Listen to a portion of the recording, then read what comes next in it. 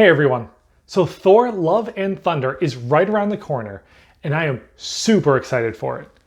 The two trailers that have come out so far look fantastic. And in this last one, we finally got introduced to the big bad, Gorr the God Butcher. Now the thing about him is, his whole thing, he wants to kill all the gods. Well, at this point, we have a couple of gods that we already know in the MCU who are pretty heavy hitters. But it looks like we're also going to be introduced to a few more throughout the course of this film. So with new gods being revealed, old gods already in the books, and now Gorr the God Butcher being the big bad, the question has to be asked, who is Gorr going to butcher? Well, today I'd like to talk about a few of the heavy hitters that we already know and suspect will be in this film, and trying to determine which ones we think are going to fall at Gorr's hand. So first up is Zeus. Now Zeus is new for us with the MCU, but I think we all kind of know who Zeus is already. Zeus is the leader of the Greek pantheon, the Greek gods. He is the leader of them, ruling over Olympus. Well, in the movie, we know already that Zeus is going to be appearing. He's going to be introduced, and that Thor, at the very least, is going to come face to face with him and interact with him. So with this new character being introduced, this new really powerful character, the question is, will Gorr be able to take down Zeus? Well, my guess would be yes. I definitely think that Zeus is going to fall at the hands of Gorr. The thing is, Zeus is known to be very powerful, but he's also new, so the attachment level for the audience is going to be on the lower side. He's the perfect character for the movie to introduce and kind of reveal to us the power of Gorr. If they show that Gorr is able to take down the almighty Zeus, it's really going to ramp up the stakes for the audience. It's just too good of a situation for the movie to pass up. So I think the lack of an already established connection to Zeus, with the audience already knowing who Zeus is and knowing of his power, I think he's going to be one of the first to fall at the hands of Gorr. We also see in the second trailer, Valkyrie at one point is facing off against Gorr, and she's using Zeus's lightning bolt. Why would she be using Zeus's lightning bolt if Zeus is still around? You'd think Zeus would have it if he was still there able to fight, but for some reason Valkyrie has it at that point. So all the more evidence that he could be one of the first to fall. Now the next one I want to talk about, let's go on to the main character, Thor, Odin's son. Now we've been following Thor since the very beginning. He was part of that original group of Avengers. We've seen him, this is his fourth solo movie, and he's appeared in all the Avengers movies as well. He's been around for quite a while. So will this be his last movie, and will he fall at the hands of Gorr? Well, the question of will he fall at the hands of Gorr, I think the answer is no. I think it could go either way because I do think his time, Chris Hemsworth's time as Thor, is drawing to a close. Now, Chris Hemsworth has made it very clear that he loves this character. He loves playing Thor. And he said that anytime Marvel gives him a call, he's going to step in. But recently, he's also made some comments that point to the direction that it might be on the downturn, that he might be phasing it out, which makes sense because Chris Hemsworth, he's a big name. People know who he is. He can get roles all over the place. So to tie him into such a time-intensive role as Thor, continuing on into the future, that's a difficult thing to ask him to do. But I don't think he's going to fall to Gorr. The reason being, Chris Hemsworth does love the character. So even if his time headlining movies as Thor, even if that is drawing to a close, I still think he's going to want to be available in case things change, in case a project excites him, or in case they call in for cameos, because I think he would absolutely love jumping in as cameos from time to time. If he falls and dies at Gorr's hand, then that's it. Then he's done barring any multiverse or time travel or things like that. But I would lean on the side that Thor is going to survive against Gorr. But that doesn't necessarily mean he's going to carry on headlining these movies, because in the trailers we've already seen him talking about that he's wanting to lay down his axe. He's wanting to retire. He wants his hands to be used for peace. Well, we also see in the trailers Valkyrie leading New Asgard, and personally I think she looks kind of miserable.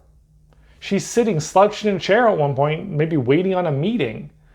She doesn't look like the person that wants to be sitting around and having meetings and discussing the politics of this area. She looks like she's hungering for the excitement, for the adventure. Well, on the flip side, we have Thor here, who's had the adventure, and he's hungering for a little relaxation. He's hungering for retirement. He's hungering to try and be used not just as this really powerful weapon, but instead to be used to promote peace. And as taking up the realms of New Asgard can allow him to do that. So I think he's going to have a couple of reasons that will allow him to settle down by the end of this film. He might even want to earlier, but Gorr the God Butcher comes up, and it's a pretty big threat. If someone's coming around trying to kill all the gods and you're a god, you kind of have to do something about that.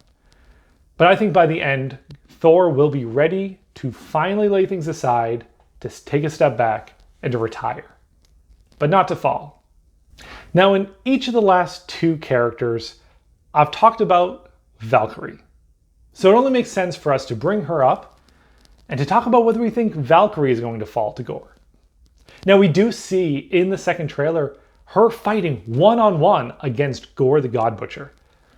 We also see how powerful Gorr is. At one point, he slams his sword down into the face of a planet, and we see this whole thing crackling and falling apart. We know his power level is off the charts, and Valkyrie is facing off against him one-on-one.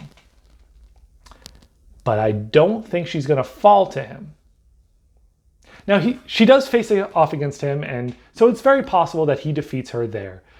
The thing is, Valkyrie is one of the new MCU heroes, and she's very well liked. It just doesn't seem like the type of character that Marvel would decide to cut off right at the beginning of her journey. It feels like Valkyrie has enough power and enough of a fan base for her to come out the other side would just make too much sense for the MCU carrying forward. So even though it is possible, I don't think Valkyrie is going to fall either. Now, it could be that that's why Thor eventually retires, is because Valkyrie falls, and so they need someone to take up New Asgard. But if that was the case, they wouldn't need those signs of boredom, the signs that Valkyrie is discontented with ruling that area.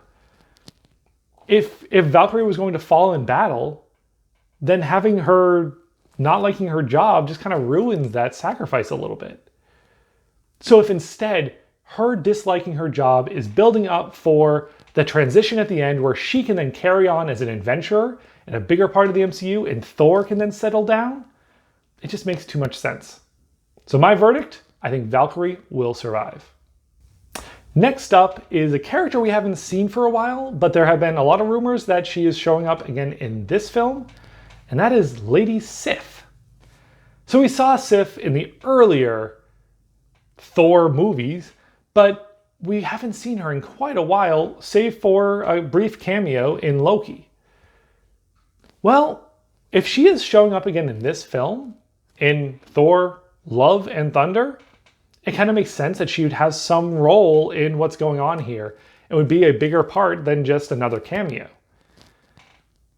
The thing is, with her being out of the MCU for so long, her fan base has dwindled, I would assume. I mean, she's a great character and a great actress playing it, but she hasn't been here for a while. And she's tied in very closely with Thor.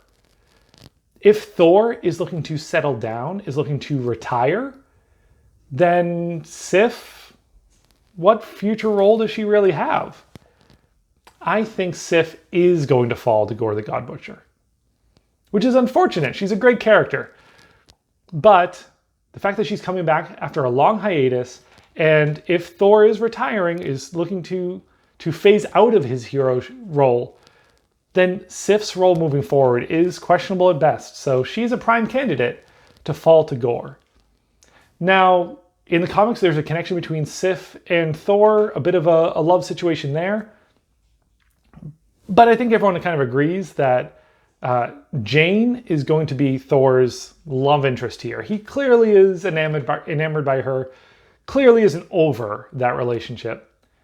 So I wouldn't be surprised if Sif, recognizing this, sacrifices herself at some point to save Jane from Gorr. It might not happen that way, but that would be my best guess. All right, so we've talked about 4 characters so far, and so far I have Zeus and Sif falling to Gorr the God Butcher. I have Thor and Valkyrie pulling through to the end. One more hero that I want to talk about, Jane Foster, the new mighty Thor. Will she fall to Gorr? My guess is no, she will not fall to Gorr, but that does not mean she's going to have a painless journey, and it doesn't mean that things are going to be sunshine and rainbows for her at the end. The thing is, those producing the movie have mentioned already that her storyline is going to follow very similarly to her story in the comics. Well, in the comics, Jane Foster develops cancer. And she's battling cancer when she is able to pick up Mjolnir and become Thor. The problem is, the cancer goes away when she's holding the hammer, when she is in that superhero character, but when she puts it down, the cancer comes right back with renewed strength, and all the progress she's made has gone away. She has to start over with that cancer. In the trailers thus far, we've only seen her suited up as Thor, as a superhero character. The thing is, I think this is because she's holding on to it to avoid the cancer. She's trying to seek out that adventure, to seek out these threats, to have a reason to continue on as her Thor character, so that she can prevent the cancer from coming back. But I think by the end of it, she is going to have to come face to face with that. She's going to have to face her own reality.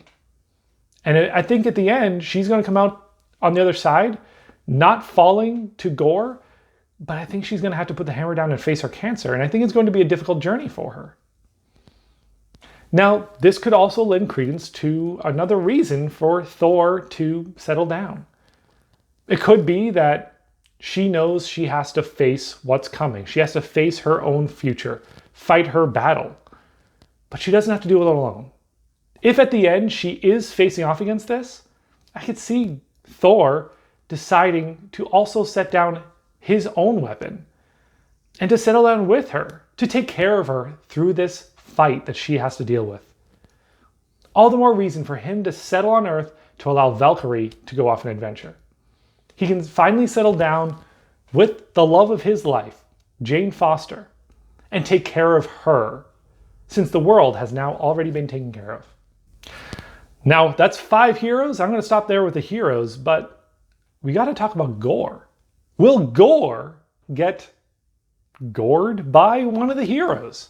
Is he going to fall in this film, or will we see him carry forward? I think he is going to fall. He looks like a really exciting villain, and I'm so excited to see him in this movie, but I don't think we're going to see him past this movie. He has shown the level of power that he has. He can destroy planets. He can slaughter the gods. So if they were to defeat him, where are they going to put him? What would they do with him to keep him from rampaging, to keep him from breaking out and continuing to defeating these gods? I don't see an answer to that. So I think the heroes are going to finish off Gorr. They're going to defeat him in the end. They're going to have to kill him to stop his rampage. So there you have it. 6 of the main characters in this movie, 5 heroes, and Gorr himself. My predictions on which ones will make it through to the end of the movie and which ones will fall along the way. So what do you think? Do Do you think I'm wrong on any of these characters? How do you think the other characters are going to fare? Do you think there's anyone else who's going to fall to Gorr's hand that I didn't mention? Let me know in the comment section down below. Subscribe to this channel if you want to hear more of our theories moving forward. If you want to see how we are going to discuss some of the Marvel TV shows coming up, we have Miss Marvel coming up soon. We're going to have recaps on that every week. Subscribe to the channel so you can see those and hit the bell so you can be notified when they are posted. Thanks for watching.